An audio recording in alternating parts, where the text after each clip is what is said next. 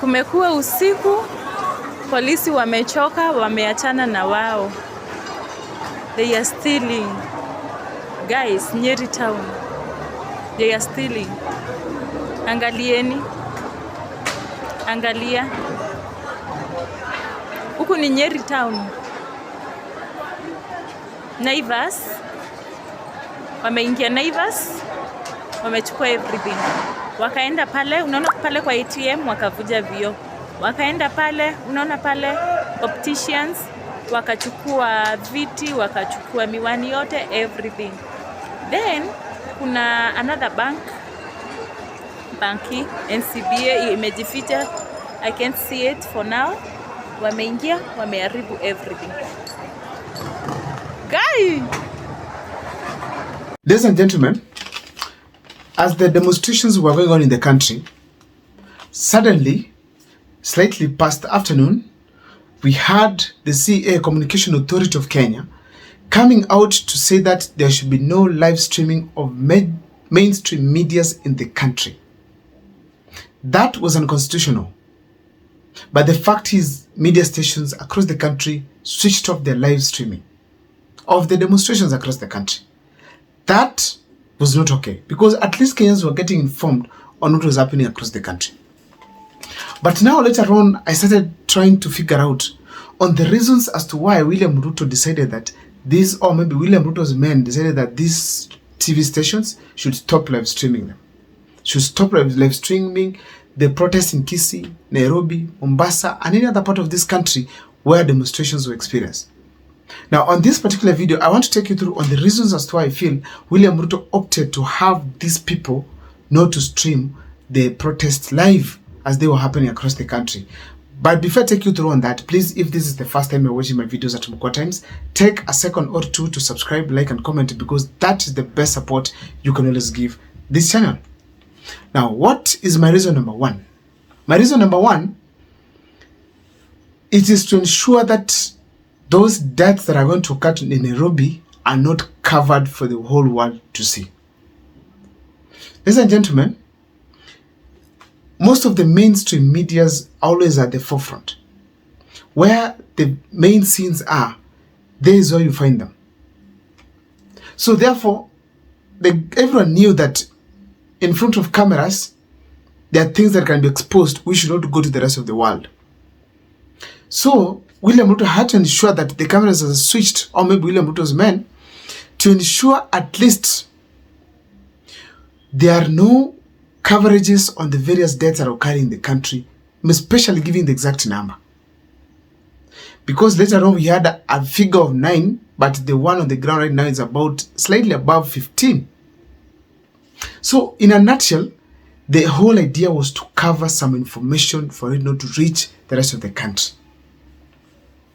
Number two is also to hide injuries. Apart from the deaths that that occurred yesterday, we also have some injuries that were made, very serious ones. And there's a lady here that she was shot probably either by tear gas or maybe bullet, and she lost the entire mouth plus the teeth. Oh God. So in a nutshell, there are so many bad scenes that people did not want them to be seen. So that is why the people in government felt like the CA should announce the closure of the live streaming across the country. Ladies and gentlemen, the other thing is to create fear. You know, if right now they switch the internet and then something's happening, that fear that is created from such kind of an environment prevents so many aggressive people from doing some one or two things. So once people realize that they have switched off the media streaming, live streaming, probably some people pulled back, say that no, here now we are heading to danger zone, because if something happens to us, Kenyans might not be aware. So in a nutshell, it was also a plan to create some fear amongst people, among the youths, to reduce the intensity of the demonstrations that were being experienced across the country. Ladies and gentlemen, they were also trying to reduce the consciousness of motivation. As we speak today, let me just be honest. The last election, the last demonstration of 2024, you could come to the streets, start demonstrating. But the moment we saw that Eldoret town is on fire, we intensified, we became energized. We moved across the country, the county of Kisii, we did so many walks around. We had to come out to the streets in large numbers because we said, if this is Eldoret, then how about us here from Gusii region? So there's that motivation that comes out when you see other youths in the streets. So William Ruto was like, now, I have to stop this motivation so that at least the rest of the country can calm down. That is basically what happened. So William Ruto was trying to cool down the crowds across the country through hiding information of each other's progress. Because I'm told that by yesterday, people were already State House girls. Being at State House girls, that's some few meters to State House itself. So such kind of information, if it reaches people in Githurai 45, others in Kangemi, they'll eventually breach and get to town and help others to get to State House. So in a nutshell, what happened yesterday, it was simply to try and cool down the temperatures across the country by switching off live coverings across our mainstream medias. Ladies and gentlemen, another reason as to why I also feel strongly that this thing of switching the live stream happened, it is simply because to give room for the goons of this country to take part of the demonstrations as they were instructed. Rumors and some investigations by mainstream medias came out and said that there are some leaders who are being involved in crafting a plan to get the goons into the demonstrations, who will eventually do some bad things in order for the demonstrators to be framed as bad people, so that at least the public can be against them and eventually end the demonstrations in the country. That was the aim. Now, the entrance of these goons, if it just came through the cameras and live stream medias, there's a likelihood that goons could have been realized, and as a result, the demonstrators could attack them. 1. 2, they would also have been exposed now that the government did exactly what was being said by mainstream medias on newspapers and TVs. So the fact remains that one of the things is to hide the operations of the goons across the country.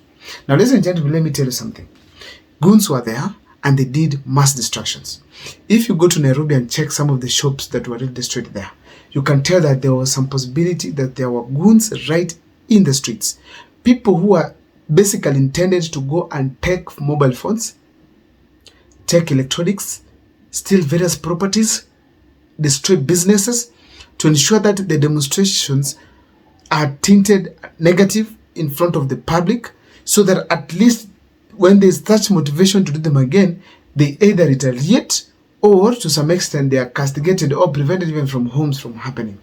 This could also have worked amongst the other youths who are peacefully demonstrating. They could feel like, my going to the street will create an environment for these other people to come and loot and steal the properties that belong to people who have worked hard for them.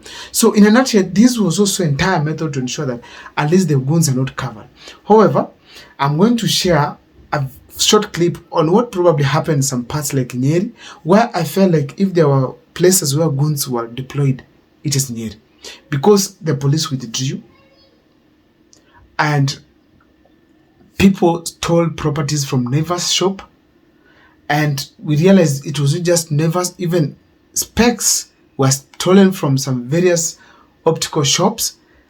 That was mass destruction. I did not expect, and I don't think those are people who are locals from there who are literally doing that.